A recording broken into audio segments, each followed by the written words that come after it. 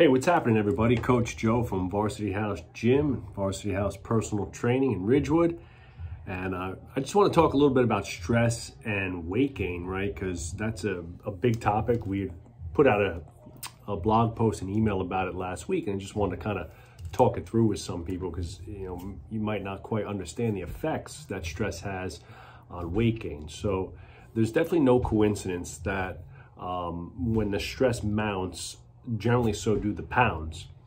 And, you know, as humans, we were designed to be lean, mean fighting machines. You know, we were animals, literally, long before we were civilized humans, if you can call us that.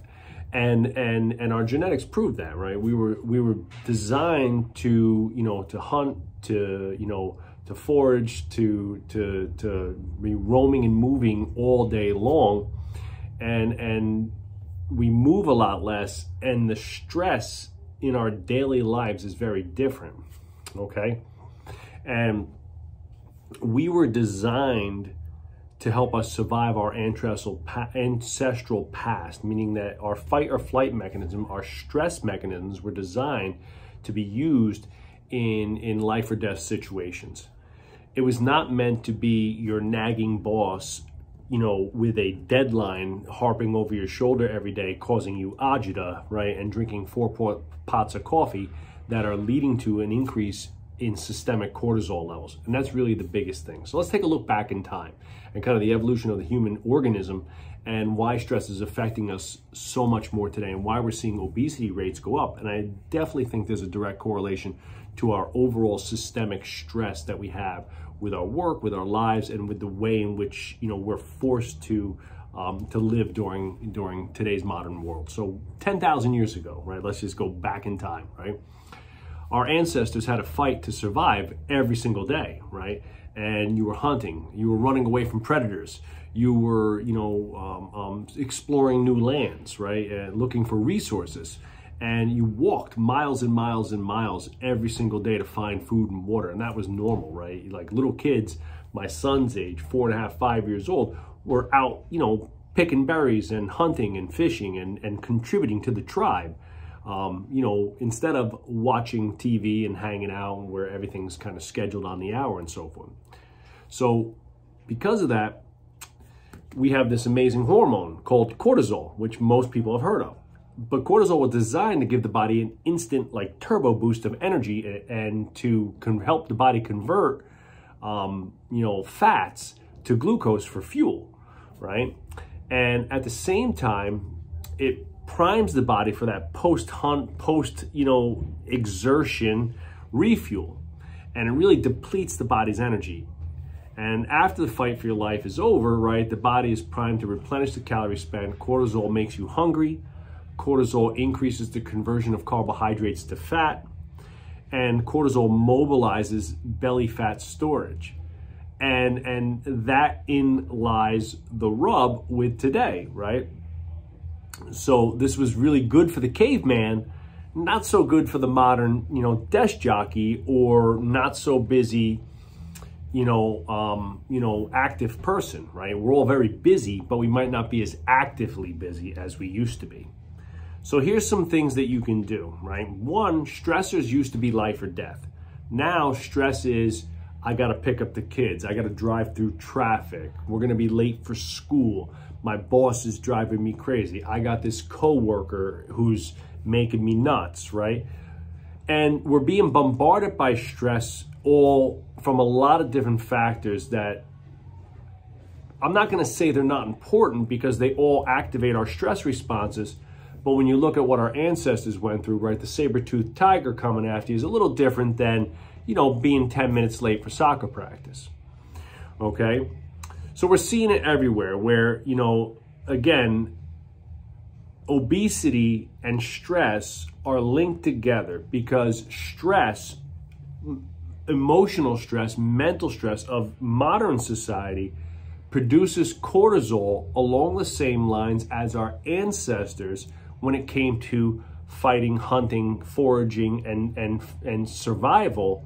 We're getting that on an everyday basis. So instead of, you know, using our cortisol response for a last-ditch effort to run away from the saber-toothed tiger, we're using it every single day, right? And you're seeing more accounts of road rage, stress, and things like that. And just our natural, outlets are different now. So if you're like someone who when you're stressed, what do we tend to do? We tend to revert to bad habits. So we revert to bad eating, drinking, right? Maybe it's alcohol, and eating, stress eating like myself. Maybe it's late night. How many people are very hungry late at night? That's generally a sign of cortisol, of a high cortisol level and high inflammation. If you've just eaten dinner at 6:30, 7 p.m. and at 8:30 you're circling around the kitchen like a turkey buzzard, chances are your body is overproducing cortisol and you're storing a lot of body fat. So here's some things that you can do.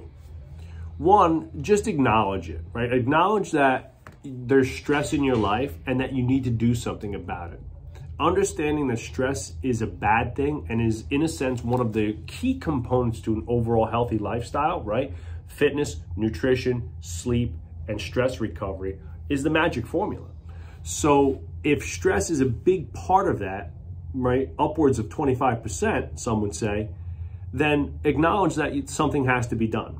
So find a way to cope with it. So whether it's breathing, yoga, walks outside, reading a book, whatever it might be, find a method of stress mitigation that works for you.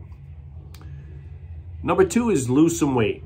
There are more studies than I could possibly explain here on this cast in terms of the correlation between weight and overall stress and cortisol levels to the body, inflammation especially. People who are of a healthy weight, meaning a BMI roughly 25 or under, okay, are gonna be much more insulin sensitive, and their bodies are gonna respond to nutrients and hormones better than someone who's obese or carrying a lot of weight.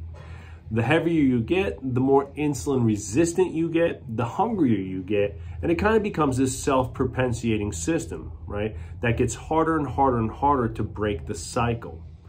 So a great way to do that is through some intermittent fasting or just calorie restriction dieting and being conscious to go in a slight calorie deficit.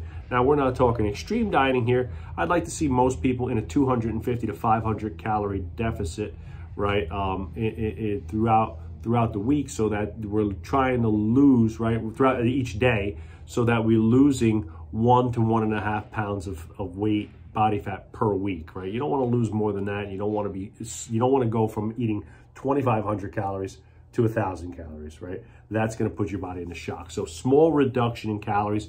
A great way to do that is intermittent fasting, right? Eat your last meal between 6:30 and 7:30 p.m. and don't eat again until between 10 a.m. and noon time is a good way to make that happen, right? Number three is no late night eating. If you want to curb inflammation and curb cortisol, losing weight is critical. Cut out the snacks late at night, right? Drink a bunch of water, have a piece of fruit, have something healthy. Think more on the side of a small piece of fruit, or a little more on the protein, like a cottage cheese, or a little bit of, or a little snack like some nuts or something like that. Maybe even a BCA shake, something that just takes your mind off the habit of eating. Okay. Number four is healthy snacks, right? If food is an issue and food cravings are an issue because you're either overweight or you have a high cortisol or a combination of the two, you want to make sure that you have healthy snacks on hand. And when I see most people fall off the deep and go haywire is when they don't have something healthy readily available.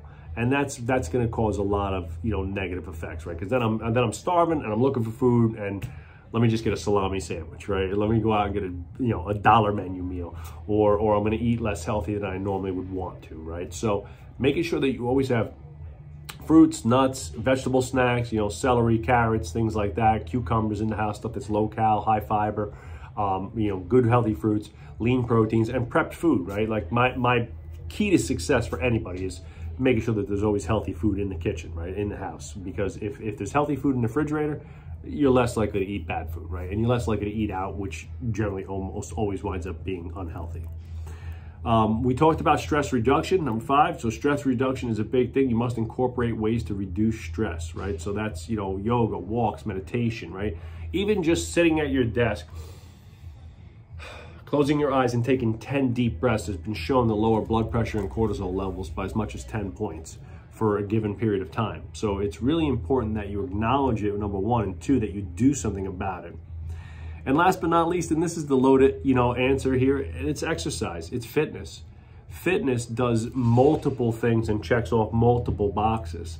Fitness burns up a lot of energy.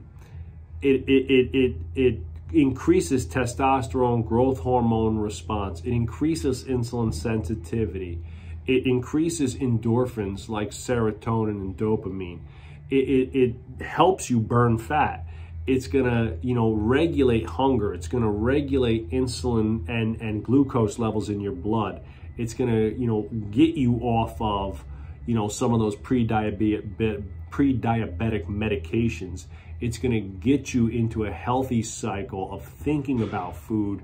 If you're spending a lot of energy and time in the gym, chances are you're gonna start thinking about maximizing that ROI by eating a little bit healthier.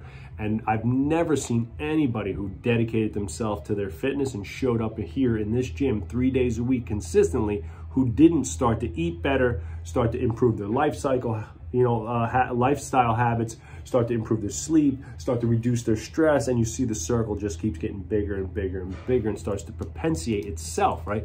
It usually starts with one thing: get fit, show up to the gym 12 times a month and make it happen. That's it, don't miss. Get here 12 times and all the other things will start to fall into place, okay? So stress is a big part of the reason why obesity is on the rise, right? And is a major reason why there is such an issue with obesity today. And it's primarily because of a poor diet, but it's also because of a great increase in overall stress, inflammation, and cortisol. You must mitigate stress as part of your healthy lifestyle routine. Exercise, nutrition, sleep, stress, and recovery. That's the key to making it happen long-term and being healthy long-term. So if you need help and you would like to speak to one of our expert coaches about getting fit, getting in shape, reducing stress, improving your sleep, burning some unwanted body fat, building some of that lean muscle, give us a call, click the link below, and one of our coaches will reach out to you right away, see what we could do. We have some great programs here. We've helped thousands of people get in the best shape of their life, and you could be next. So hope you enjoyed the tips and you got something out of it, and hope to see you in the gym. Take care, everybody.